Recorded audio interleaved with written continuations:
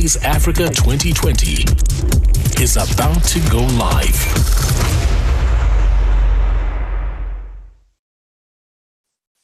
Welcome to Radio Days 2020, Radio Days Africa 2020, the new normal.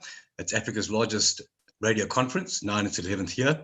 It's brought to you by the Wits Radio Academy under the auspices of the Department of Journalism at Wits University. We'd like to thank our partners and sponsors. They include the Conrad Adenauer Institute, RCS Africa Sound Software, as well as Iona FM, the Abundant Media Group, and Crossfade Studios. Remember, you can register for all the remaining Radio Days sessions at radiodaysafrica.co.za. You can follow us on Facebook on the Wits Radio Academy Facebook page, and on Twitter at Radio Days Africa with the hashtags RDA 2020 and hashtag the new normal. If you'd like to send us a voice note on WhatsApp, the number locally in South Africa is 079 528 0000. If you're dialing in from outside the country code is 2779 528 0000. And for all your questions and comments in today's session, you can use the messaging and the Q&A functions at the bottom of your Zoom page. Please think about formulating some of those questions now, because we're into the last week of Radio Days Africa 2020. And today is session 16. And it's the second installment of Ask That Dastardly Program Manager. It's an open forum today dealing with building a career, kind of reinventing yourself once in a while, and trying to remain current and on top of the changes in our sector, which are happening pretty fast and furious. Our panelists today are Bob Mabena. Happy birthday, Bob, for yesterday. Gemotso Bob the Jammer Mabena turned 51. Bob's currently the group head of programming at MSG, who run Capricorn in Polokwane and Power FM in Johannesburg. Bob's been around for about 30 years. I mean, everyone's worked with Bob. He started off at Radio Bop, Metro FM, Highveld, or 947 as they're called now, Kai FM and Power FM. He's worked in various management positions at Kaya as program manager and station manager, program manager at 947. He was also the executive in charge of the SABC commercial stations, Metro 5 and Good Hope, and is currently the group head of programming at MSG. Also joining us is Zandile Tembe. She's the program manager at Ukhozi FM. And I was checking this out like last night. I think some places say they're the second biggest station in the world. Others say they're the fifth. But being in the top 5 in the world is pretty big in terms of audience. Zandi started a career about 20 years ago and has 20 years of media experience, 12 years in radio, and started off as a content contributor and producer doing drive time and breakfast shows at Ukhozi FM before she was appointed as head of programs at Ukhozi in 2011. And today she, as I mentioned, she's grown the audience to roughly about 7.8 million listeners, which is a vastly big station. Also in Durban is Zane Derbyshire. Zane has been on air. He's been music manager at 947, currently the program manager at East Coast Radio. And in his bio, Zane says he loves a good story and good storytellers, which is a good thing because he works with and coaches storytellers for a living. That means he kicks DJs around quite often. He enjoys developing and brainstorming campaigns that deliver results. And he also gives good kitchen. Welcome to you all. First of all, I'd like to start off with our attendees. If you do have questions, please get them to us as quickly as possible, either in the messaging and the Q&A, or you can do it on voice notes. So I'd like to know from you guys what your respective stations been doing in coping with COVID-19, because operationally, in terms of internal communication with your staff and your presenters, external communication with listeners and your clients, we're talking about all the technology we've been having to put into place to get shows done, the logistics, and also to keep the numbers coming in. Zandi, let's start with you. Can you unmute your mic? Oh, wow. There you go. Hi, thank you, Neil, and thank you for having me. It's been an interesting couple of months. It has been one that has made one really appreciate the platform called radio, with the challenges and the importance of being a responsive platform. It's been great to see people working under pressure. It's been a bit discouraging as well to see a pandemic like this having such an impact on our people and the importance of us speaking to our people every day to assist. But it's been a great learning, I must say. It's been exciting at the same time to get to new ways of doing things and doing radio differently. Bob, you've been running more than one station. What's it been like for you? Neil, Bob? it's been quite Yeah, different. unmute your mic, yeah. Yeah, it's been quite chalk and cheese. I mean, the numbers in Limpopo were much lower, have always been lower than Gauteng. So I think the talk radio guys are normally very nose in the air, snooty people. They thought they wouldn't get it. So, you know, there was a bit of risky behavior, but once the first case started to register, everybody started following the protocols. But in Limpopo, it's been quite good. I mean, you know, miraculously, things have been going very well down there. Obviously, some shows where there's the single presenter, you try and do it remotely, but it's been quite smooth. I mean, I think what normally happens is when the penny drops as to how quickly and easily one person can get it and spread it, people start to fall in line.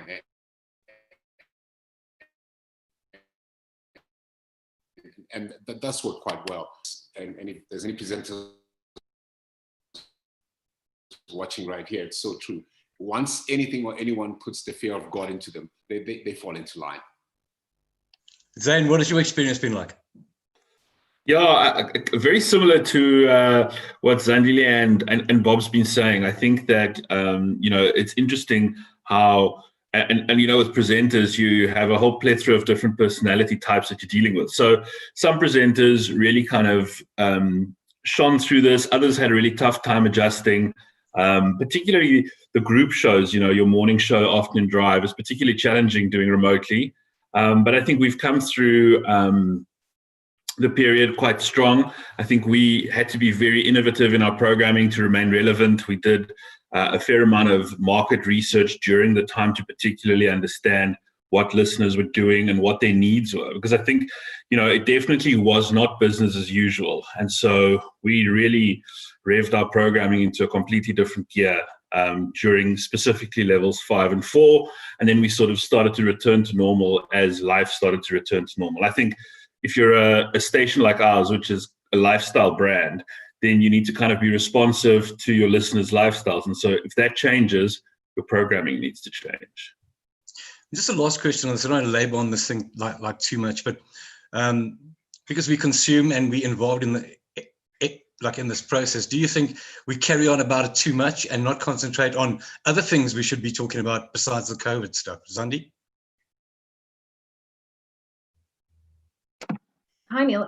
We've had to. We've had to. We've never been here. So it has been understandable that we've kind of harbored on too much, but it's also been important, as you say, that once we get the ball rolling, to move on to other things. The conversation has really shifted. We're looking at different ways now. I know we spoke earlier about how do we move on? Is radio going to be like this? Are we going to get people broadcasting from different parts of the world going forward?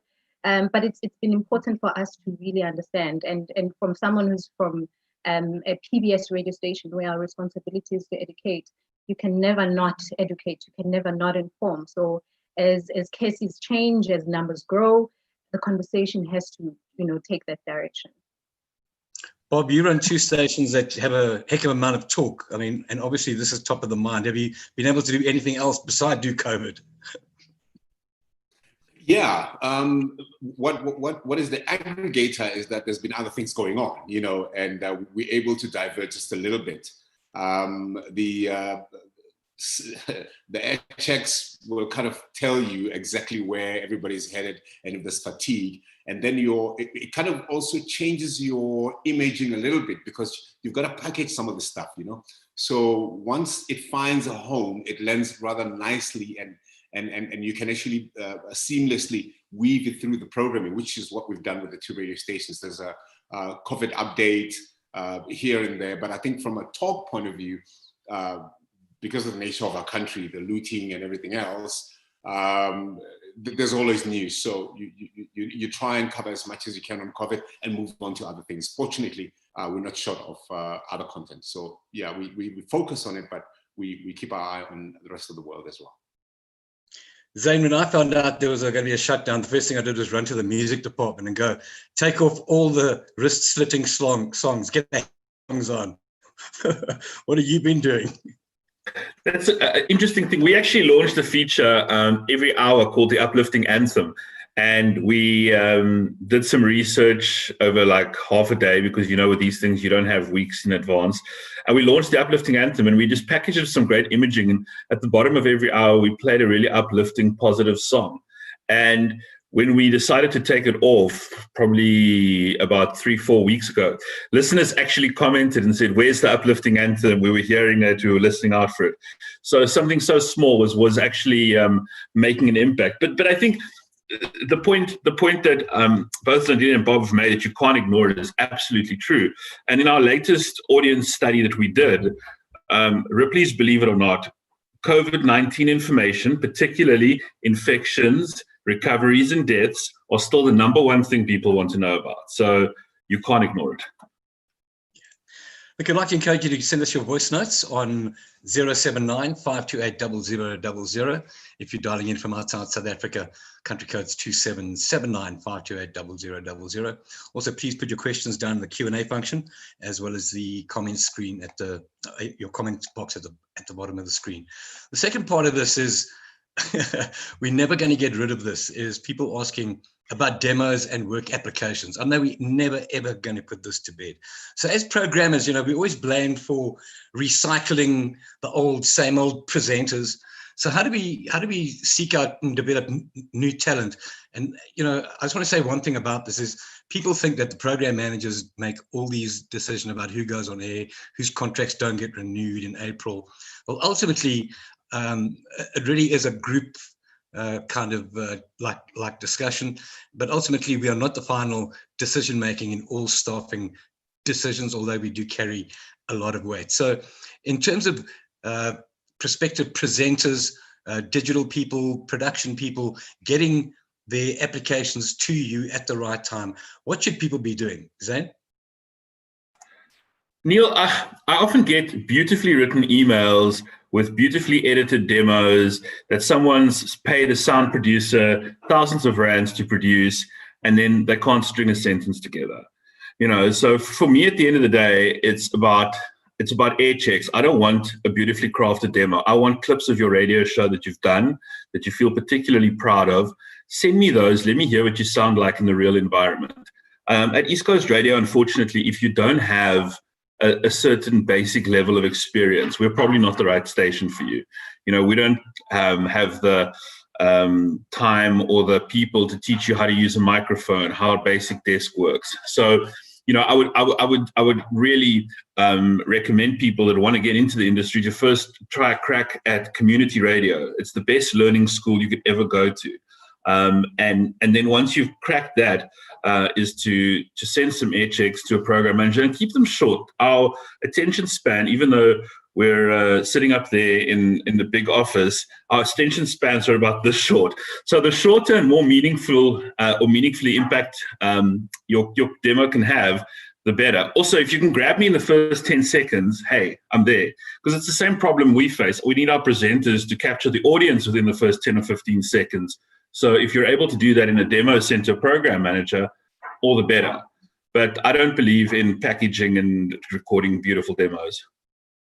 Bob, you worked at all levels. You worked at the startups, pre-democracy. You've worked at the PBS, which has a totally different mandate. You've worked at group level at places like Prime Media, and you've worked at startups. What's your approach been to demos and staffing in general? You know, pretty much what Zane has said as well. We're very pressed for time, but I find that a lot of people make the same mistake. You are speaking in Setswana and sending your demo to 702. It's not going to cut it. And you are copying the guy in Radio Northwest and everybody else. So the spray and pray thing doesn't work. You know, if you have to absolutely do a demo, you got to find creative ways of slipping it through. Leaving it at reception is not going to cut it. Unfortunately, that's just the way it is. And plans are made, you know, 1-year contracts are signed. Some people filter through and somehow go through reception, and I pick up the call and it's so-and-so calling from Atteridgeville. I thought I'd be a presenter on Power.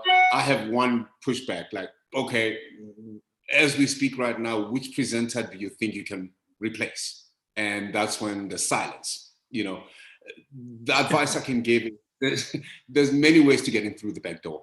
I mean, as we speak right now, you know, Mvangelin Zuza, who was traffic on Kaya, Rafila Matsela, they now have radio shows, you know, but they got in through the back door.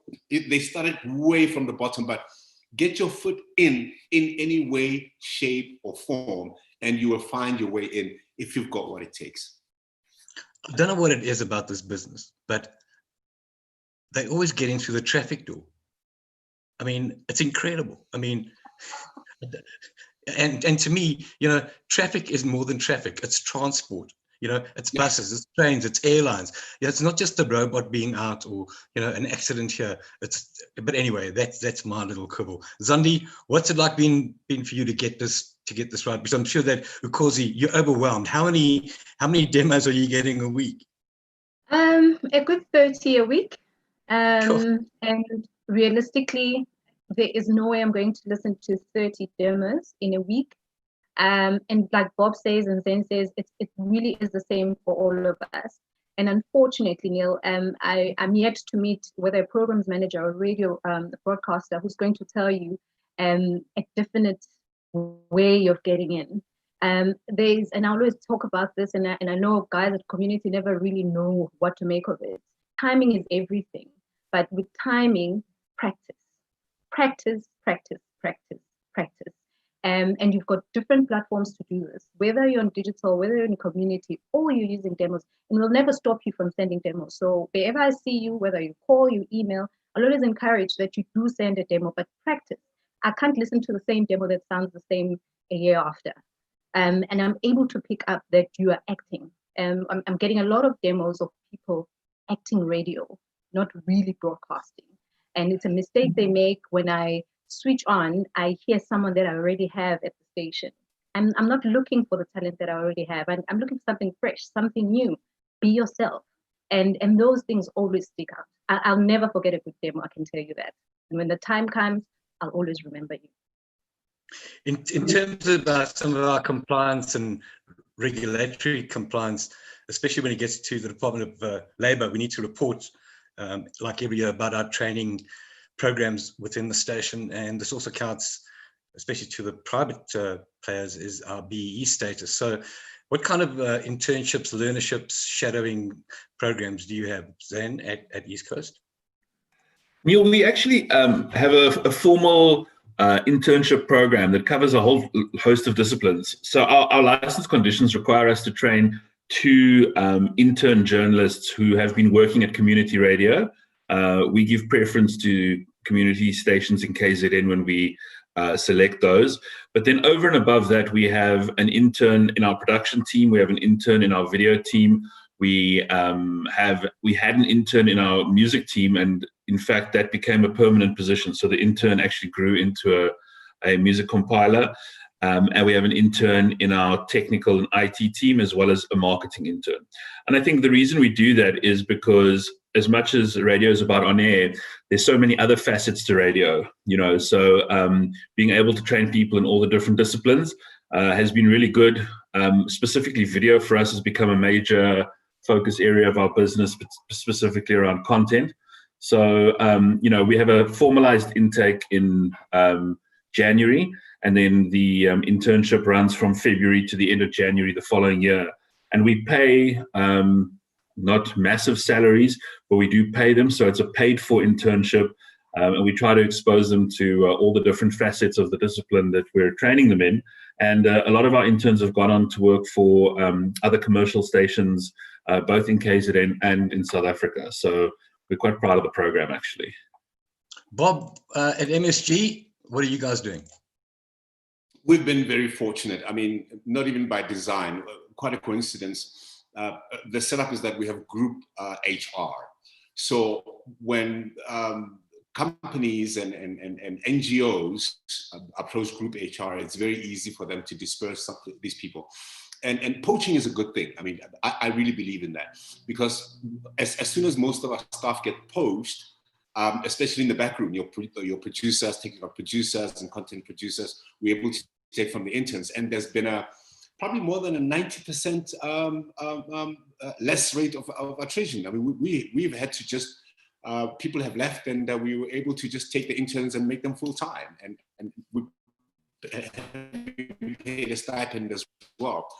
And I don't think it's by design. We're kind of now trying to find a way to formalize it, because you can't get lucky for too long.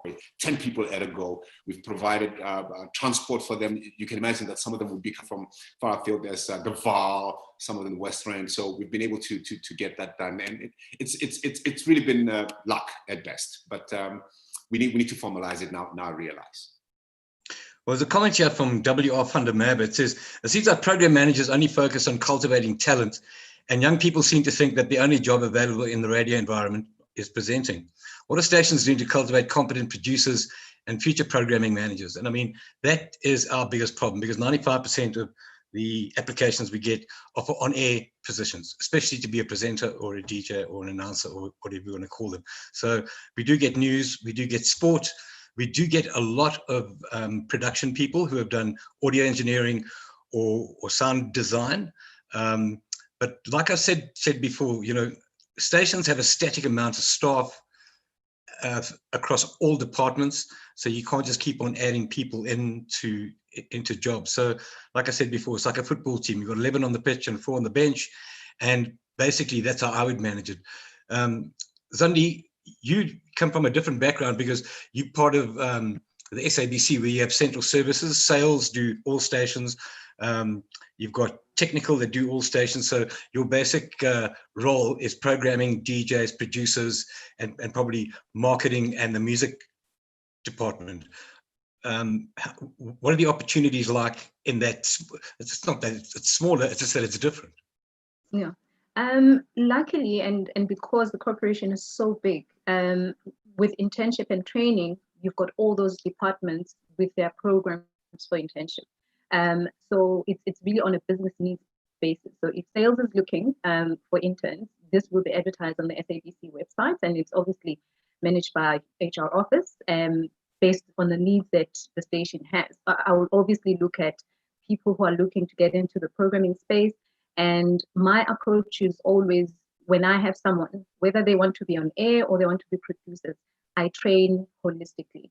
You need to know how the music department works. You need to know how drama works. You need to understand our education units, because that's how segmented our programming is. We've got different units where a person can learn and they can really hone their craft. And it gives us a greater opportunity for people to really understand broadcasting as a whole, because it really is bigger than being behind the mic. There's a lot of opportunities. What I see with young people is that when they come in for an internship, yes, the excitement is about being on studio. I can tell you, I give you 7 months, not even entering the studio, learning how a commercial log looks like, what a music log looks like, how a music committee sitting looks like, how my office looks like, and the many reports that we have to do, because it becomes important for one to grow as well in the broadcasting space. You know, there's so many opportunities for people, as you say, that can be on the forefront, but we need more people. We need people in research. We need good writers. We need people who are good script writers as well.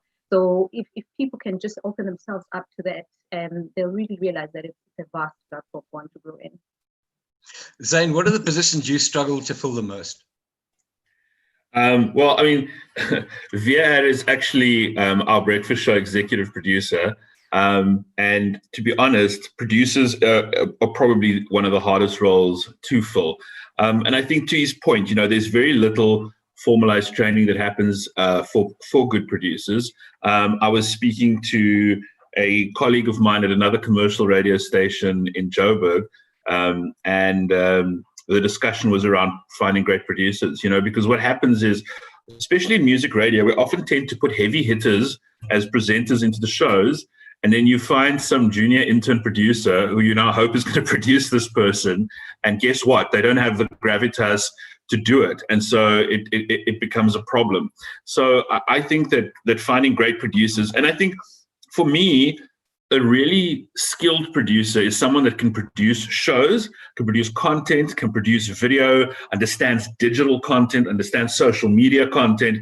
The more multifaceted you are as a producer, I think the more successful you're going to be, because, you know, we work with teams where we have a show producer, we have a digital producer, we have a technical producer. But even though you're not necessarily doing those things, understanding how they work and being able to direct an entire team of people is a skill that not many people have. And, you know, perhaps there's an opportunity for us as broadcasters to start putting more emphasis on training producers.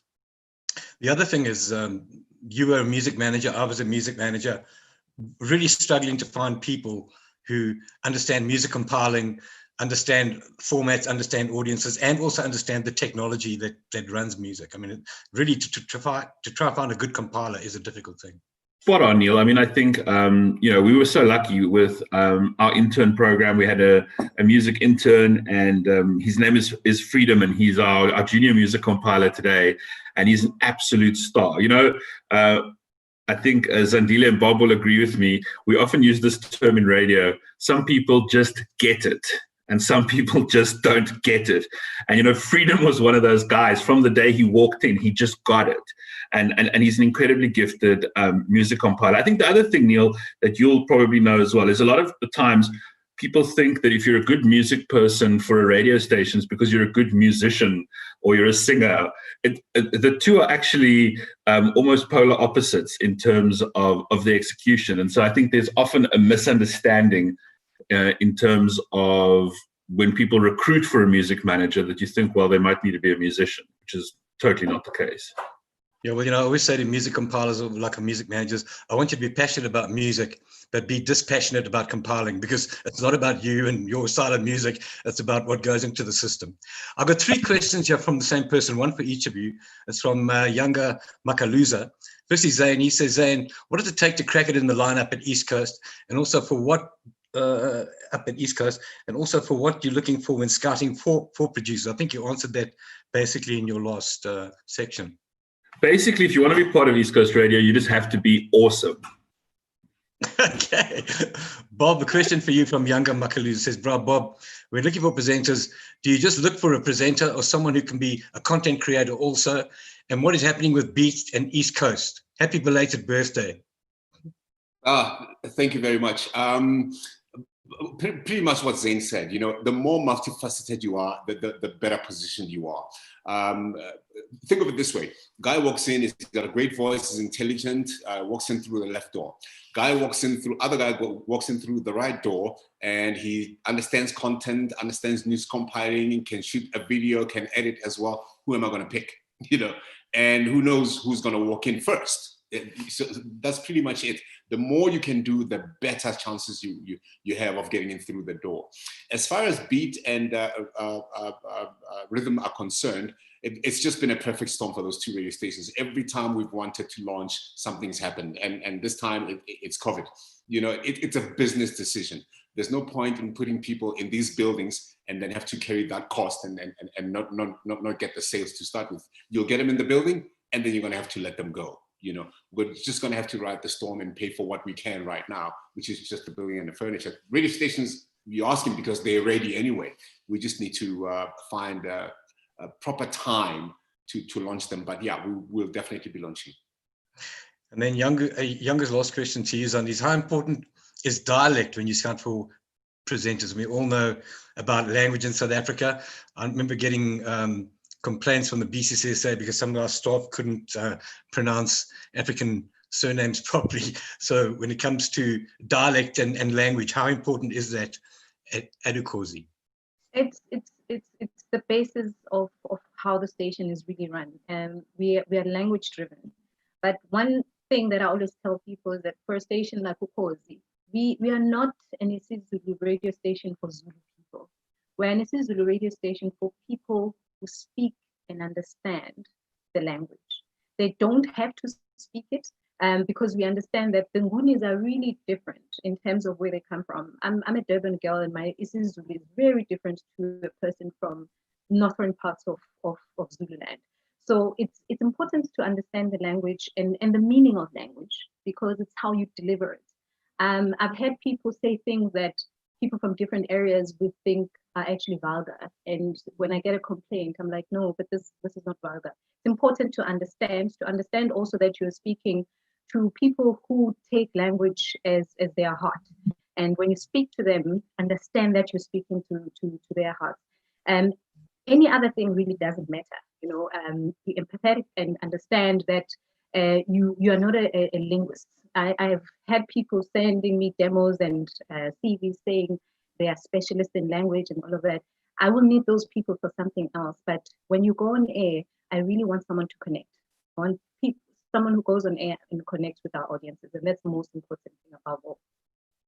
People are passionate about language and the way it's spoken. Like you say, like language is a dynamic thing. It moves and changes depending on where you go and what you do. It's used for education, for economic reasons. So it is a difficult thing to navigate. We'd like to take some voice notes now. We do have some voice notes, so the tech heads can stick those in now. Thanks.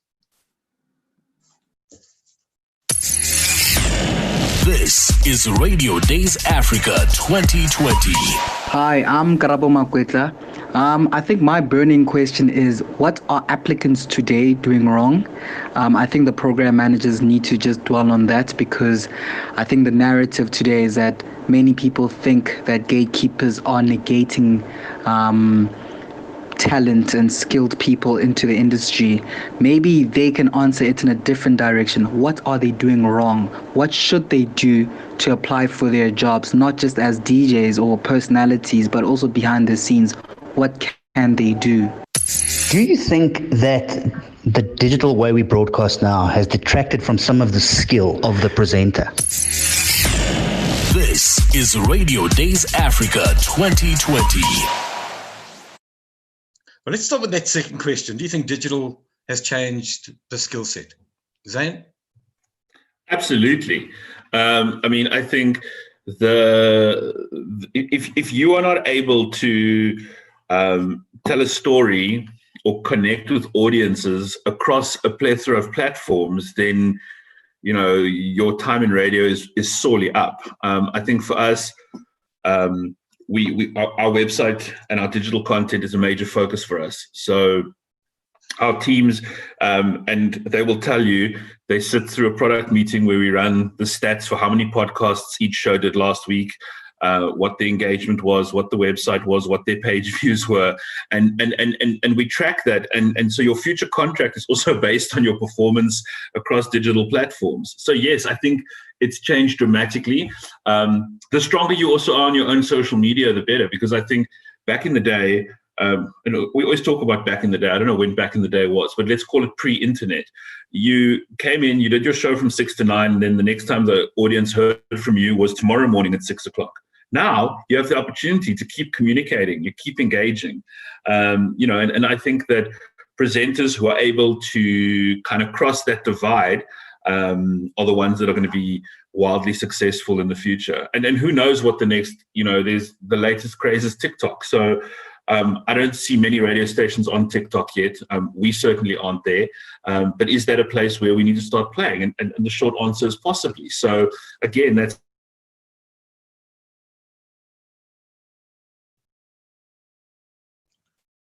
Zane, I think you ought to reboot there. We're not hearing you. Anyway, Bob, what's your opinion on digital? Because there's a question here on the Q&A. It says, my name is Jonathan Griffith from Dundee, 20 years old, station manager at an online community station called Neutral FM based in Dundee in KZN. I'd like to know if there are any programs in the pipelines that will allow commercial and regional stations to groom presenters, producers and managers on a community radio station level to be qualified to move onto bigger radio stations. I mean, all these digital platforms that you started, it could be podcasting, it could be a streaming like product. Are these good places to put people to start off not start their careers, but to get better skills and to be more competitive?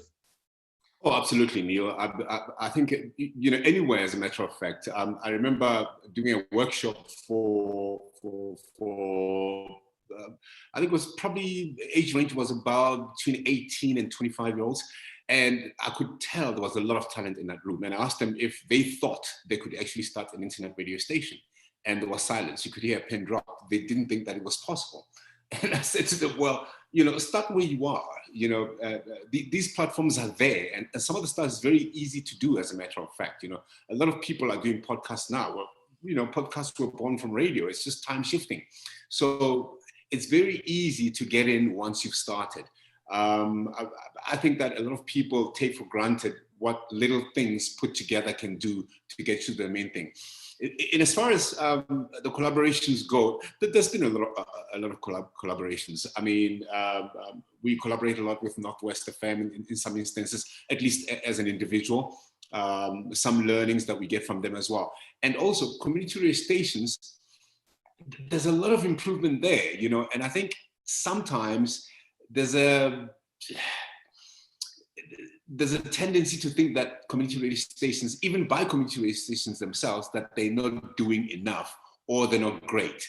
There are fantastic community radio stations out there that are actually doing what their mandate says to serve the community. There are some that transgress and become commercial radio stations, and we know which ones those are. But there is collaborations by and large, and I think our contacts will be released. If there's any tagging to be done, yeah, why not?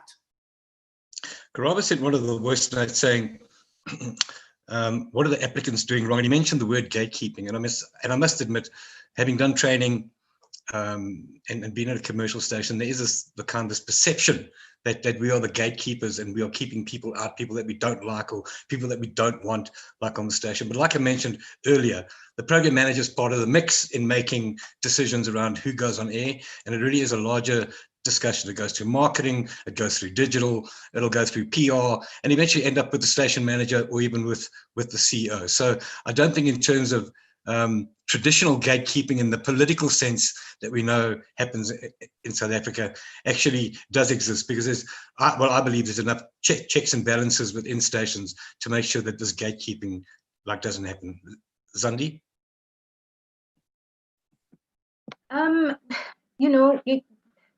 I hear Karabo and I totally understand. With some of the demos that I'll get sometimes, it's not about getting the job. Sometimes it's opening communication lines. There are emails I would receive, listen to your demo, and then say, please pay attention to how you use your mic, how you breathe into the mic. Sometimes it's a conversation that needs to start. So don't put too much pressure on yourself about doing it right the first time. It's an engagement between myself and talent, and it's a responsibility as a programs manager. I know a bulk of our work really sits with the people that we work with on a daily basis, but we do have a responsibility in grooming talent that we may not be interacting with on a daily basis on our jobs. But be proactive, keep that relationship going. Check with me. When you listened to my demo, what could I change? Sometimes that's all it needs to take for you to do better. Communicate about it, and you'll never know. By the time you send me your 5th demo, I would have seen some improvement, and sometimes even direct you to a different radio station and say, I think you're really awesome, but this is not what we're looking for. So maybe you have a conversation with Zane and stuff like that, So we are a community. Sometimes it's not just about you getting a job through Zandi. Sometimes it's a community, us coming together, looking at the talent that's there and sharing really the talent through different radio stations. One thing you did mention that we're going to pick up on now is air checks and snoop sessions. And some presenters or DJs react very positively to them. They actually come to your office door, knock on your door, or email you and go, when's my next snoop session? Yeah. Or when you book a snoop session with a presenter, they'll phone you the day and say, I'm ill, I'm not coming to work. Some of them can handle it, some of them can't. So in terms of snoop sessions, what's too much or too little? Bob? Oh, gosh. Look, I mean, mine tend to be a little bit long. I listen almost in real time. I don't ask the sound guy or the technical producer to cut me the talking bits. I'll take an hour of that show. And it's unfortunate that I don't have the luxury that I used to have when I was at the SABC, because what I would do when I was at the SABC, I'd give the breakfast show guys, for instance, a day off and pay them for it. And we'd be in the car driving in traffic and someone else doing the show for the first hour. The second hour, I play them their second hour of the show the previous day in traffic so that they understand what the listener goes through as well. It can get very haphazard because there's no standard. Sometimes, you know how it is when the MD calls you to meetings and meetings and meetings, and then sometimes the MD can't really talk to programming and they call you to the board meeting. And, so I think every day is too much, but, within a week, at least about 3 air checks of 3 different shows. Absolutely. Shoot, I don't want to work with you, dude. That's for sure. So Zane, in terms of air checks and snoops, how often, what's your approach, and what are you looking for? I mean, how do you fix issues? How do you fix problems? Neil, I think for me, when I like what Bob said, I do the same thing. We go through an hour, we listen to a whole show or a whole hour of a show, and I will play a link to presenters, and then I'll pause and I'll say, cool, what do you think? Because here's the thing, 90% of the time, the presenters know when they get it wrong, but they don't stop to think about it. So by asking them to think about the link, what did you think of the link? And I love to also give an hour a score out of 10. I'm not famous for giving more than a 7 out of 10. So if you get an 8 or an 8.5 out of 10, it means you had a flipping amazing hour. But I think allowing presenters to actually think about what they're doing within the context of your radio station. I mean, air checks are also so subjective. I mean, if this panel were to air check an hour of a specific show, I bet you we'd all come out with a whole bunch of different information. But at the end of the day, I see it like a bit of a sports team, right? And the program manager is the coach, and you've picked a team that's playing for you. And with that team, you're hoping to win the cup, right? And so at the end of the day, the plan that you've put together is how your players should be air checked. So those air checks are the coaching sessions, are the feedback sessions, is where you look at how was yesterday's game, how did we play? And it's the same thing when it comes to talent getting onto the station, right? If you think about soccer, you think about Bafana. There are only 11 players on that pitch. Not everyone's going to make it onto that pitch. And I'm yet to meet a radio presenter that doesn't think they're good enough to do the breakfast show. I'm yet to meet one. So the unfortunate thing is that we're not always dealing with people who are reasonable about their own ability. And I think air checking is the great equalizer in that sense, because in my world, whether you like air checking or not, we're going to do it. So you can either play ball or you can kick hard against it, and then it's going to be a horrible experience for both of us. But it will happen. Zandile, when you do air checks, what are you looking for? Do you have a checklist, or is it more an organic process when you sit down with the presenter to do a snoop session? I have a confession to make. I'm probably one of a few programs managers that do not like snooping. I really don't enjoy it, and this is because I work with a lot of teams. I've got very few teams that work individually. So most of my teams, you've got 2 hosts, a producer, and a technical producer. The first conversation when we start our year for me is very important, because I need my teams to understand what we're trying to achieve first. Secondly, why they are put together. Intentionally, I put talent on their strengths and their weaknesses. And it's always important for me to have almost those discussions where people understand the kind of broadcaster they are, the kind of contribution that they're making to the team. And this has helped me because, once people get on air, they get the numbers, they're in a big station, the conversation changes. The hunger we speak about in the beginning of them wanting to know what should be in a demo or not goes out the door in a couple of months. The followers shoot up. And I like changing the conversation on why you are here and what you're good at and what I expect you to excel at. I can't do the kind of snooping where people want to be told how great they were. I always believe you're in a platform because you are great. and it's important for you to get exceptional with time. So my conversations are really about what is your role and what are you doing to fulfill your role, and more importantly, what is it that you're doing to be a team player. For me, that's the most important conversation. I believe when you come to Cozy, you know your style guide from A to Z. I believe you know how to do your time check. I really cannot snoop you on back announcing a song and giving information and ad-libbing and playing your ads on time. Unfortunately, this is a reality that we end up dealing with.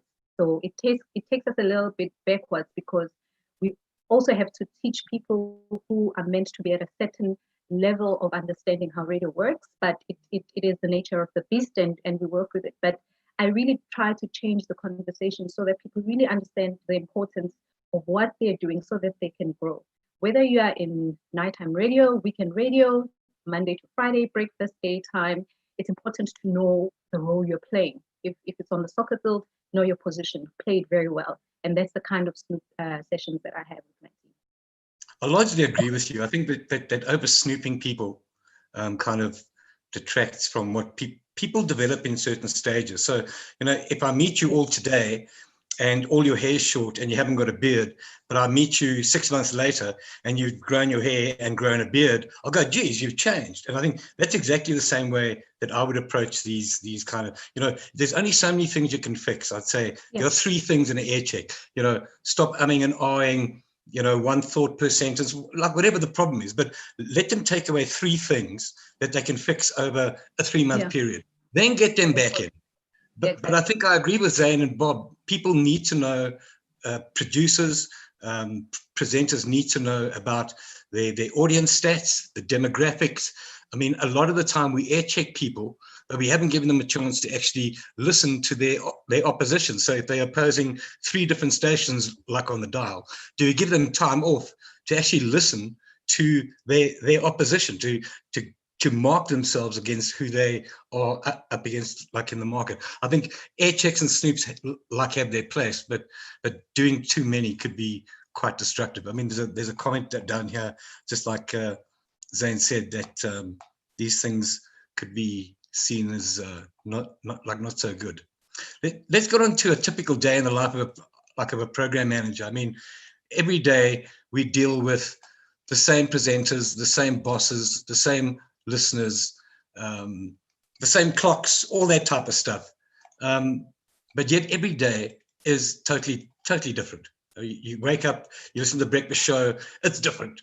So Zane, what's your normal day like, and how do you handle that stuff that comes out of left field? So I wake up every morning, and then I have about 4 radios around the house, and I switch them all on, and then I have coffee, and then I start harassing the breakfast show producer on WhatsApp, as any good program manager does. And I torture him until 9 o'clock. And then, unfortunately, I don't get much listening done between 9 and 5, 9 and 6, because it's the whole meeting thing that happens. So when I actually get to listen to the daytime shows, it's usually when we've booked an air check and I can sit and listen through an hour with someone. So that's a terrible thing to admit. But unfortunately, in just the way our business is structured, that I spend a lot of time with sales and talking about promotions and clients more than I probably would like to. But it's a necessary part of our business to obviously keep us going. So that's the bulk of my day. And then afternoons I drive home listening to the afternoon drive show. I do listen quite a bit on the weekends as well. I think it must be quite a tough thing if you're programming a station that you don't like. I program a station that I really like, and I like my presenters, and I like the music, and I like the content. So for me, it's quite a pleasant listen. So I spend a lot of time on weekends and after hours actually listening to the station. And I'm a firm believer you don't call someone while they're on air if they're doing something wrong, unless they start the news at 5 minutes past 10 for the 5th time in a row. Then I'm going to blast them out of the water, that you can know. But I generally try not to call them during the show. If they've done something really awesome, I will maybe send a WhatsApp. Or if it's something that needs discussion, I'll send a mail after the show and say, hey, we need to have a catch up about this or this or this. But presenters are also those kinds of beasts. They don't like waiting, so they want to know now and then. So after the show, we'll have a chat if there's a problem. But yeah, I mean, I think it's important as a program manager as well to try and consume your station like a listener.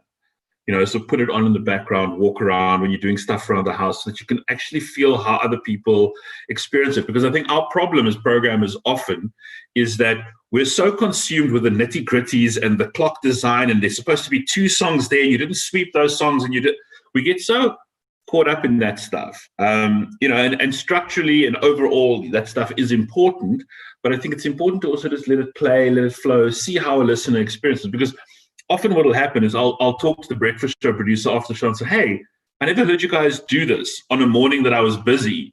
So as a listener, then I wouldn't pick up something particularly, whereas if you go back and you air check, it was there. So it's really about understanding how your audience consumes your product and then trying to consume it in that way as well. But yeah, to your point, there's no typical day for me. Some days start out really busy, and then other days start out really slow. And today's been a really slow day, which has been great. So I've actually been able to listen to the radio quite a bit, but it all depends. Bob, you do this at a different level because you're like a group programming head and you have 2 program managers or maybe even more now. So what would you expect your program managers to be doing on a daily basis? Zane has summed it up so well. The role of the program manager is so multifaceted. Sales want their time. The GM wants their time. As head of programming, I want their time as well. And then there's those demos, remember them? That they might have to listen to. So, in my position, it's very difficult to have a typical day. I mean, my affliction with the migraine. So I end up, for the past 4 years, I've slept only four hours in a day. I sleep more than, it triggers the migraine. So I think I'm cursed and fortunate at the same time that I'm able to listen longer to more stuff on air. But the program managers at the radio station do most of the work. So sometimes they just relegate me to be the guy who handles the complaints with the BCCSA. Sometimes I get to be at the disciplinary hearings. I don't get to really do the nice stuff. But when I do hear some stuff that's a little bit out of order, like Zane summed it up so well, you cannot have a presenter missing the news at 12 five times in a row. It's just not on. It just, the clock is there for a reason. And those are the structural issues that one, the aerial goes up on, like, oh, red flag, there is a problem here. And the problem is just not the presenter, but the producer as well, because the backgrounds, the backroom stuff, they're supposed to be holding the whip on behalf of the program manager.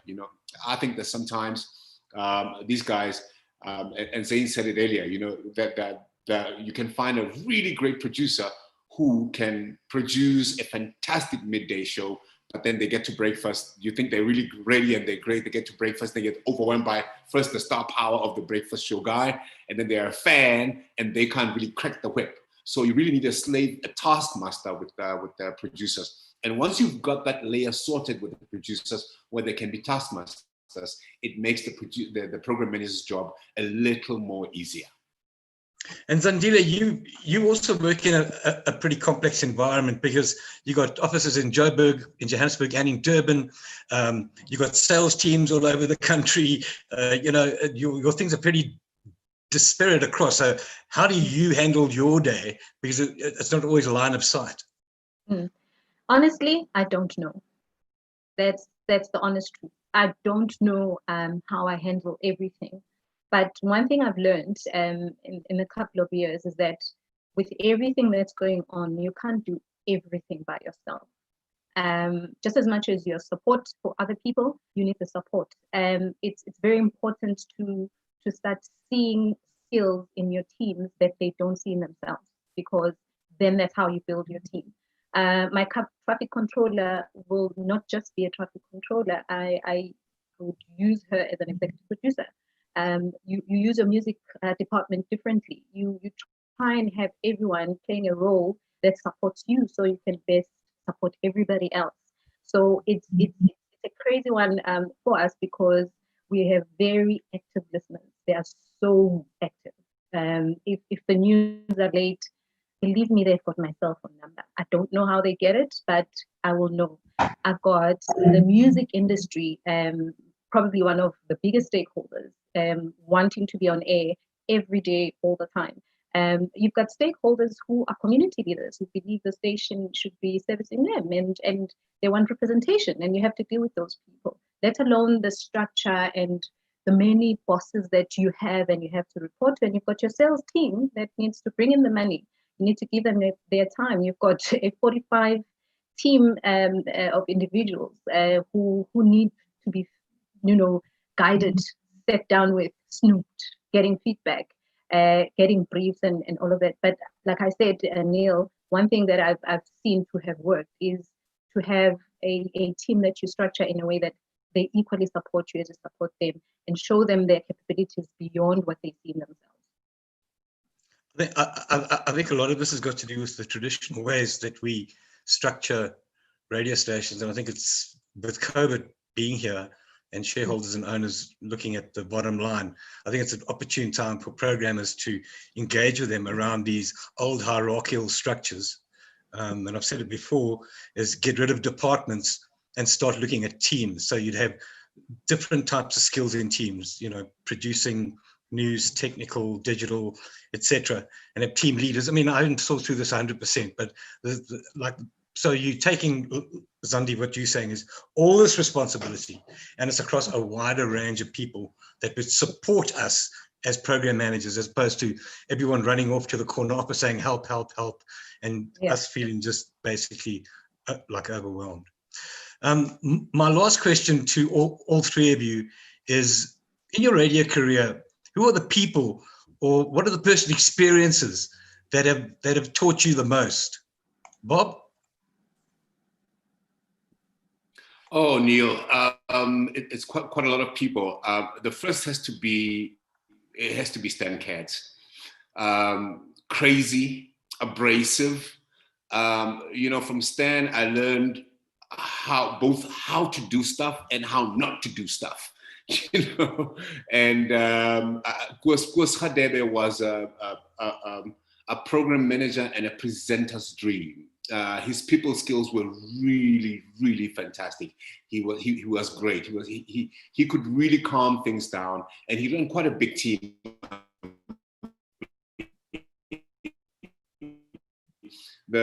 If you remember correctly, huge radio station with the likes of Shadow Twala, Treasure Shala. He had a way of managing egos that was really incredible. He had that respect about him.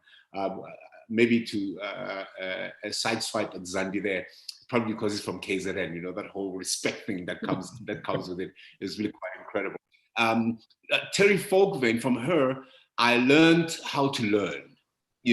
When she threw Great by Choice, the strategy book, at me, that's when I was going to a higher level, a group level, and it helped quite a great deal. And it helped me to articulate, understand, and deliver strategy, and that helped. And I find that when I was in the wilderness at some stage running Gagasi and Heart FM, I'd wake up in a hotel room not knowing whether I was in Cape Town or Durban.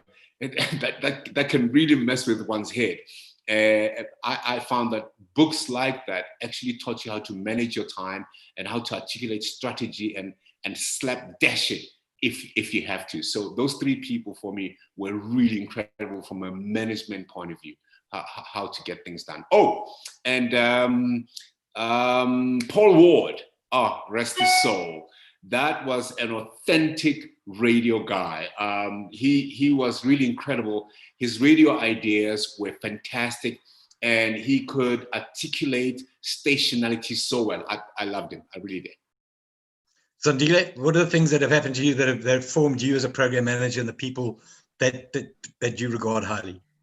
Many people. First, Bongampanza for giving me an opportunity to be a programs manager when I thought of myself as an executive producer.